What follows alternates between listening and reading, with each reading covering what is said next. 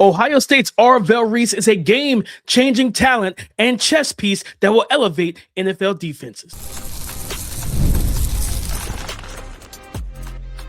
You are Locked On NFL Draft, your daily podcast covering the NFL Draft. Part of the Locked On Podcast Network, your team every day. Welcome back to Locked On NFL Draft Podcast. I'm Damian Parson, and on today's episode, this bonus episode, I'm going to break down Arvell Reese. We're going to talk about some team fits for him at the end of the show, where to play him, what is the best position, linebacker or edge. We're going to have that discussion, and then how good of a prospect is Arvell Reese? Let's get into that. How good of a prospect is the 6'4", 241-pound, almost 21-year-old defensive prospect? Well, he's one of the best players in the draft, bar none, positional value thrown out the window. But it's not just that. He's one of the most physically gifted prospects in the class as well. Arvell Reese is a game-changing talent, the type of guy that can absolutely be a chess piece for the right defensive coordinator that knows how to utilize him, or not just knows how to utilize him, has a plan. Arvell Reese, again, for those who missed the combine, and if you've been living under a rock, 6'4" and 1/8, 241 in terms of his weight, 79.5-inch wingspan with 32.5-inch arms, right? 9.5-inch hands, ran a 4.46 with a 1.58 10-yard split. This is a physically gifted player, and there's been a lot of talk.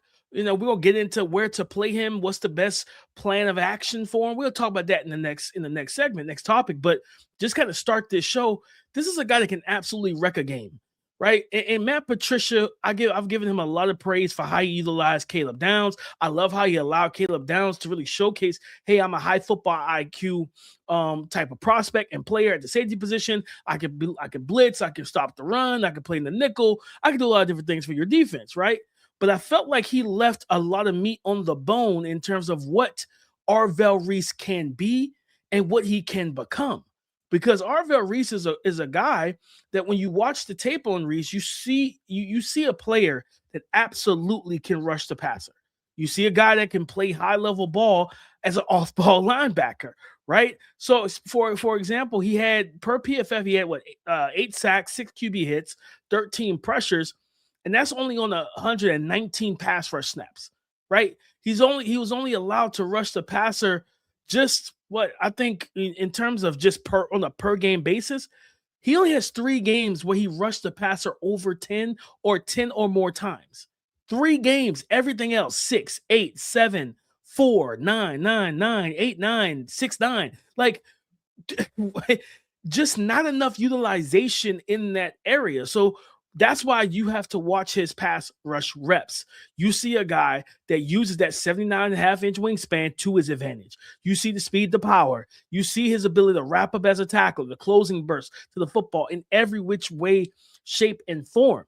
So you're talking about playing him as an off-ball backer, him being a destructive run defender, hitting the A gaps, filling the his run fits are going to be good. He's a quick processor, in my opinion, and he's got really good instincts as well. But then you talk about using him as a spot dropper in zone coverages, you can do that as well. And I'm not just, when we talk about zone coverage, a lot of times it's such a broad statement. We don't really talk about the in-depthness of zone coverages. Like, well, what coverage are you running with him? Are you running him as a middle of the field defender, that middle hook defender? Is he a hook curl defender, or a curl of flats defender in a cover 3? Like what can he run, right? I think he can do a little bit of all of that, right? He's the type of guy where you can come out in specific defensive front looks, and then you walk him down, reduce down your into that kind of 4-eye-5 tech, and you walk him up on the edge. You go to a 5-1 situation, right? Which he did. He can play that Sam Backer where he is a kind of de facto in certain packages and front looks where he's playing that Sam Backer, which is a stand-up rusher at the line of scrimmage, right? And I believe in him as a linebacker. If he walks up on the line, him versus tight ends, I'm taking him in the run game. Right? I've seen this guy overpower as a blitzer. He overpowers interior offensive linemen and offensive tackles. So yes, you can talk about, hey, is he 241? Sure. But this guy is one of the best talents, not one of the best athletes, one of the best talents in this class at nearly 21 years old, right? At nearly 21 years old, there's high upside with a guy like Arvell Reese. But we're going to talk about that upside. That upside is going to be based on where does he play. So where do we play Arvell Reese? Let's get into that next. This is the time of year where all you really want is something warm, easy, and satisfying. That's why Home Chef has become such a go-to. It takes the stress out of dinner and makes it simple to actually enjoy cooking again. Home Chef makes cooking easy with fresh, pre-proportioned ingredients, simple recipes, and meals that taste great. Meals are quick, from 30-minute recipes to oven-ready options when you don't want to think. And they have tons of variety, over 30 meals each week, so it never feels repetitive. It just makes dinner feel manageable, even on the busiest of days. For a limited time, Home Chef is offering our listeners 50% off and free shipping for your first box, plus free dessert for life. Go to homechef.com/lockedonnfl.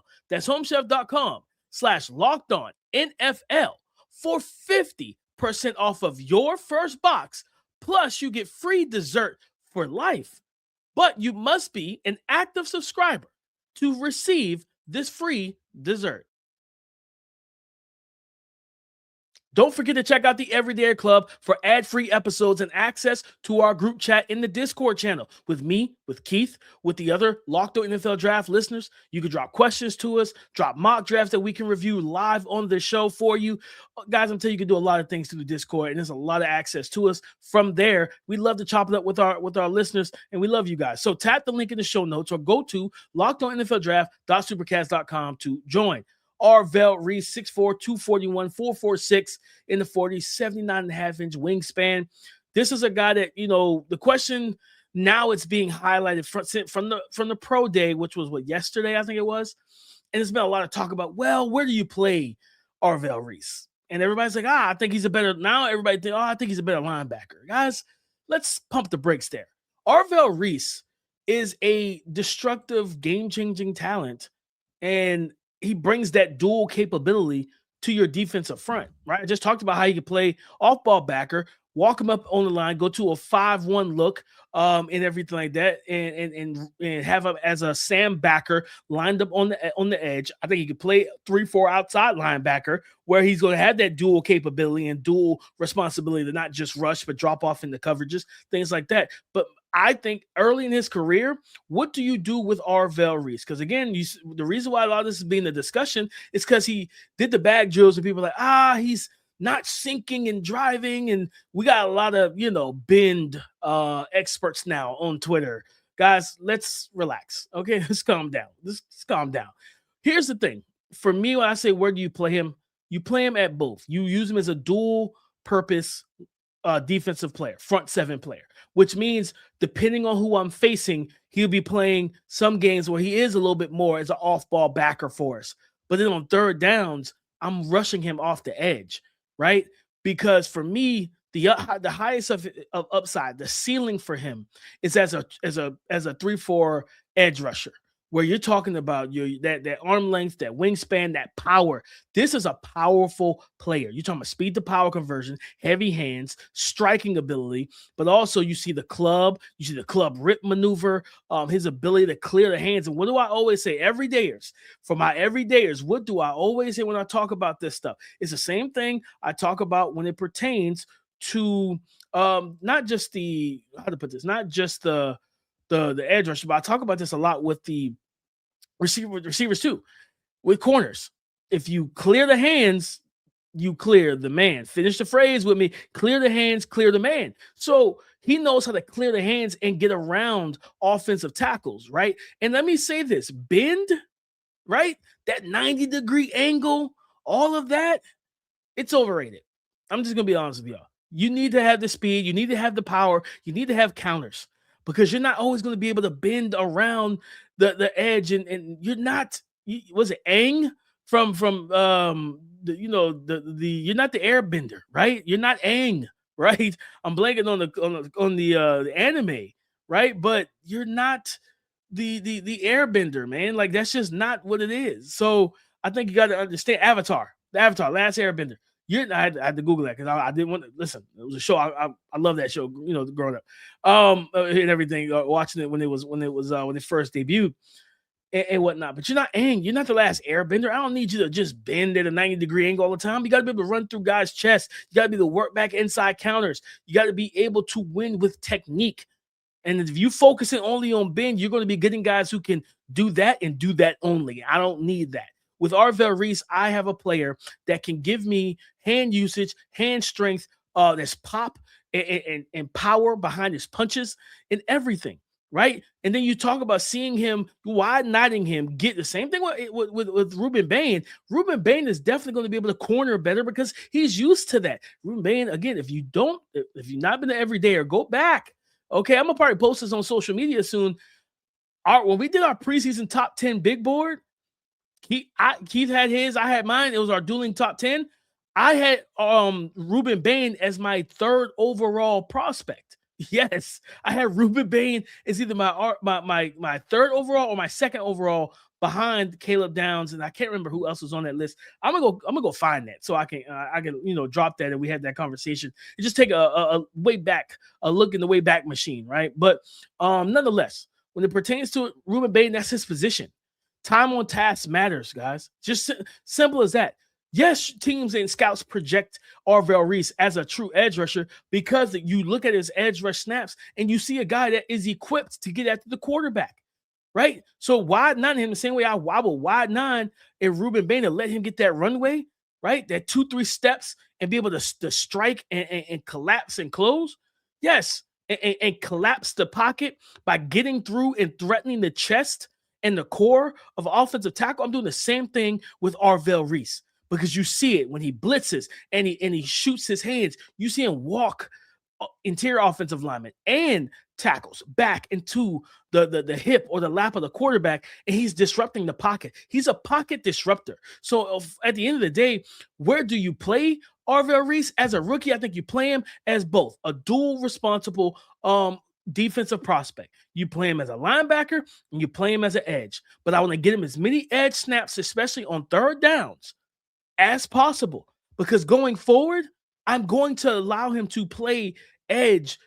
Maybe if it's not full-time edge in year 2, by year 3, I want him as my full-time edge rusher. Because the upside for an Arvell Reese as a true edge rusher, to me, it's immense. All right, it's immense, and I think as an edge rusher, you get a guy as a 3-4 outside linebacker. I absolutely see a guy that's going to stop the run. You can walk him off the ball, let him. You're talking about depending on what division he gets drafted to, which I'm gonna talk about some of that stuff in a minute. And if you got these athletic quarterbacks, you need somebody that can spy. He can do that, right? You need somebody to take away shallow routes, those shallow crossers and everything under 5 yards. He can do that. You need a striker, a tone setter. Arvell Reese can do that. So guys, hear me and hear me clearly. I'm playing him as a linebacker and an edge in the first 2 years of his rookie contract. But by year 3, I want him as a full-time edge because I believe this is a guy that can absolutely wreck a game once he's fully developed. Because truthfully, there's a lot. We have the canvas, we have the paint, we have the brush. This picture is nowhere near complete. Coming up next, guys, we're going to close the show out talking about team fits. And I got a couple that just really make sense inside that top 15 coming up next. What if sports were traded like markets? Now you can put your sports IQ to work in real time with Robinhood prediction markets. It's not just you against the house, it's you participating in a live market. You can buy or sell your positions live all game long. Use your sports knowledge in the moments that matter. Robinhood prediction markets changes the game. It's people moving the action. So when momentum shifts, you can move with it. I always knew the game, but never had a dynamic way to apply that knowledge. Now I can actually take part live in a market powered by people. You're no longer just a spectator. Play by play, you decide. Trade every play with Robinhood, now available across the U.S. Download the Robinhood app now to begin. Futures and cleared swaps. Trading involves significant risk and is not appropriate for everyone. Event contracts are offered by Robinhood Derivatives, LLC, a registered futures, commission, merchant, and swap firm. Thank you for making Locked On NFL Draft your first listen of the day, and thank you for making the Locked On Podcast Network the number one sports podcast network in America. It's all because of you. Best team fits and realistic team fits for Ohio State Buckeye star linebacker / edge hybrid defensive prospect Arvell Reese. And I think you look at the draft order, and number 2, I go right to the Jets. Jets fans hear me when I say this. Running that 3-4, running that odd front, right? Especially on base downs.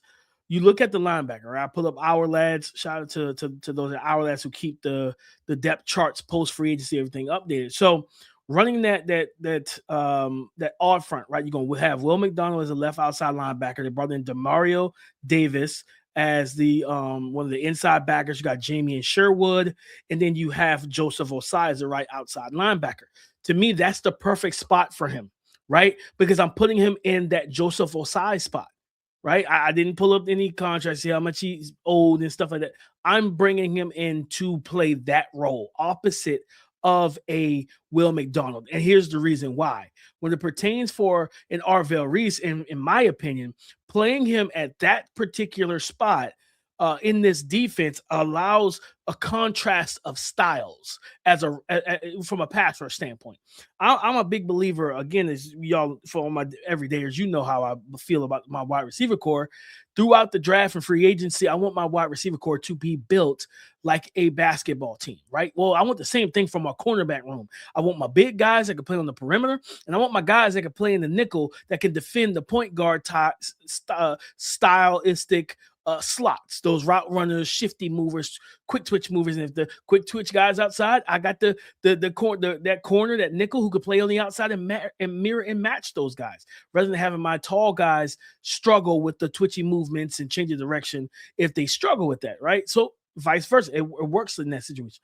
I want my edge rush situation I want to be able to collapse. I want a speed guy, right? So I want my fastball. So I want thunder and lightning. So you already have the thunder, the bendy, explosive rusher that is Will McDonald, who I believe over the last 2 years has like 18 and a half sacks or whatnot. I want to make sure I pull that up and everything, but I'm pretty sure Will McDonald he's been productive for this Jets team. So in my opinion, right, as I pull this information up, I think you make the move and you already have that lightning, which is what he brings into the Will McDonald. If you're the Jets, let's go get thunder. That is Arvell Reese, who still got some, the lightning, right? He's got that lightning, that fast, that explosiveness, that burst, that twitch. He's got those things, right? The speed, the power. But that's what, when you talk about power, that's what matters. The ability to threaten the interior of a man and just drive him back with power and strength. He gives you that. He brings that to the table. So I absolutely think that makes sense and everything. And then also, hey, he's also can learn in terms of from the off-ball standpoint from a Demario Davis and everything. I want to pull up Will McDonald here real quick via NFL Pro. Go to ProNFL.com. So over the last, 2 years or so, he's been in the league since 2023 and whatnot. Look at pass rush here. Will McDonald came into the league. Okay, 2023, 3 sacks, right? Didn't start the game. 2024, 10 and a half sacks. 2025, 8 sacks. So yes, this is a very productive player over the last 2 years as he's grown and developed. So that makes a ton of sense if you ask me. Now, let's flip it over. You're talking about another team that he can go to because, I think the Jets, the Jets should absolutely be in on him at 2. If you want to think about David Bailey, I'm fine with that too. He was another guy I was high on coming into the season. Love David Bailey's game, and he's one of the best pure pass rushers in his class, the most explosive in my honest opinion. So what, you have the Arizona Cardinals at 3, right? So let's pull up the Cardinals depth chart real quick. And so for the Cardinals, another team that runs that kind of odd front 3-4 on base downs, right? So you got Zaven Collins, Cody Simon at stack backer. You have Mac Wilson at stack back, and then you have Josh Sweat. So what you can do in this particular situation, this is one where you say, okay, do we replace Cody Simon, who I believe they drafted from Ohio State, if I remember correctly. So you replace him with Arvell Reese as one of the stack backers and put him alongside a Mac Wilson. I say you can do that. And then on passing downs, I think you can reduce a Zaven Collins down into one of those like kind of stand-up interior rush situations. You got, once he's healthy again, Walter Nolan, who can rush from the interior, and then you put Arvell Reese opposite of a Josh Sweat, and it allows you to truly collapse the pocket on the quarterback. I think to me that makes a ton of sense. Darius Robinson has to stay healthy. He has to show me that he has that capability. I know you still got Browning as well, who can do the same thing as a Arvell Reese, but that makes sense to me overall as well when it pertains to the Arizona Cardinals. They need a guy, and I think that's the one thing that they're missing off the edge long term is a guy that can threaten the quarterback off the edge from a consistent basis. I think that makes a ton of sense if you ask me. Another team, of course, the team which is I don't know if there's a lot of smoke and mirrors right now, guys. I don't believe half of what I hear.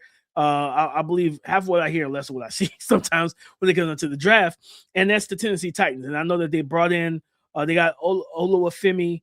They run more of a even front, but if you wanted to put him, they got Cody Barton as the Mike backer, Cedric Gray as the Will linebacker, and everything like that. If they wanted to go with, and take Arvell Reese, it would make sense, right? Let him take that Cody Barton spot and everything, and let him develop if you want to use him as a linebacker early.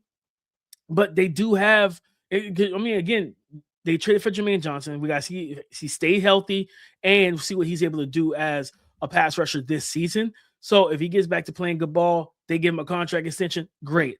But let's say it's just a one-year rental. Now you still have Arvell Reese, who has the ability to walk down and everything and be a threat off the edge. And one last team inside the top 10, if there was some crazy fall real quick as we get ready to close this show out, a team I think that would be a sleeper situation to me, it would be the New Orleans Saints. And I know, yes, we're all about getting weapons and stuff like that.